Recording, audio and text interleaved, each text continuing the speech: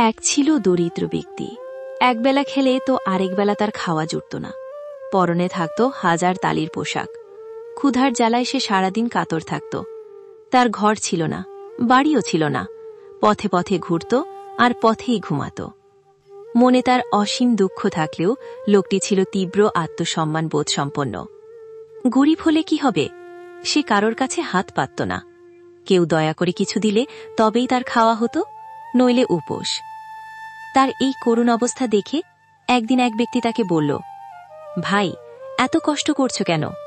তার চেয়ে বরং এই শহরের সবচেয়ে ধনী লোকটির কাছে যাও। তিনি খুব দয়ালু ও পরোপকারী। তিনি গরিবদের দুঃখ দূর করতে ভালোবাসেন। নিশ্চয়ই তিনি তোমাকে সাহায্য করবেন। এ কথা শুনে দরিদ্র লোকটি বললেন, না না, তা কি করে হয়? না খেয়ে মারা যাব সেও ভালো, কিন্তু অন্যের সাহায্য নিয়ে বেঁচে থাকাটা খুব কষ্টের। আমি কারো অনুগ্রহ কামনা করি না। ভিক্ষা করে বেঁচে থাকার চেয়ে মরে যাওয়া অনেক ভালো। আর কিছু না থাকুক, আমার মনে অপার শান্তি আছে। আমি সেই শান্তি নিয়েই বেঁচে থাকতে চাই।